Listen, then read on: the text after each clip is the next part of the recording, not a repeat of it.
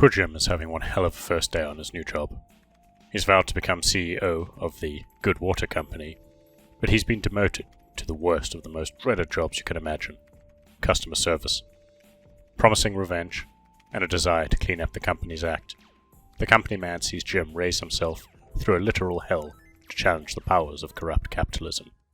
But will Jim really stay on the path on the way to the top, or will he become the very thing he vows to fight against? The Company Man, developed by Forest Studio, is a classically inspired 2D action platformer set against the backdrop of corporate culture and capitalism. Part satire, part sarcasm, The Company Man lets you crawl your way from the literal hell that is customer service up to the gold-plated office of the CEO, battling your co-workers along the way to make sure the bottom line continues to shine. On Jim's way up the food chain, he'll have to battle his co-workers using a keyboard that acts as both a sword and a gun, with various projectile abilities unlocked as you progress. Jim can jump and dash as well to help him get around or avoid damage. While there are no skill trees to invest in, the level layout and design is catered to Jim's existing moves.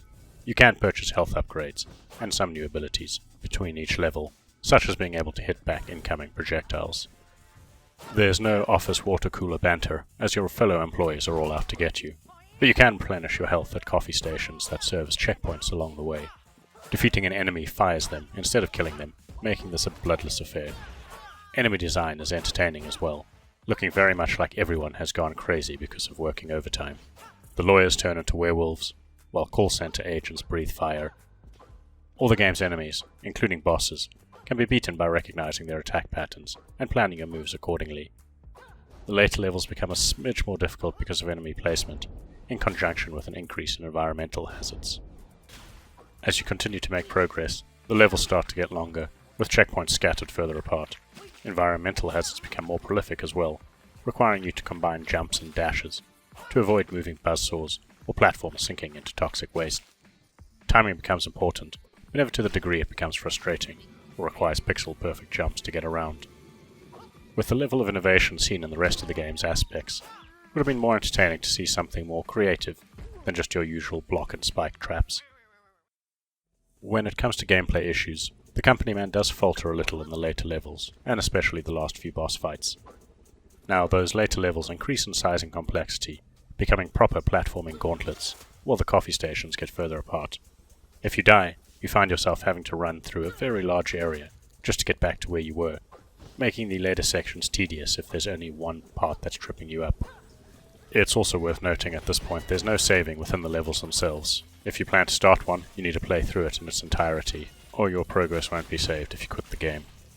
The second issue is the boss fights, particularly the last ones. They're fun and challenging initially, but they actually become easier towards the end. The impressive character design and animation remain the same, but the level of challenge drops off significantly. Now, one area the Company Man always excels in is the presentation. Utilizing hand-painted backgrounds and wonderfully detailed sprite work, the 2D artwork is absolutely gorgeous. The game's backdrops are wonderfully diverse and filled to the brim with tiny details and animations that you can miss if you're not paying attention. The sprite animation is just as wonderfully crafted, and not only for Jim, but all the game's enemies and bosses as well. Whether it's the little details woven into the backgrounds, the cartoon level of animation applied to the hapless interns, or just the look on Jim's face, the love and care put into the visuals by the developers is evident in every frame. So, overall, The Company Man is a fun and engaging platformer, full of cool ideas that won't tax your platforming or combat skills too much. What it does exceptionally well is to provide an enjoyable time, filled with gorgeous art that justifies the price of admission alone.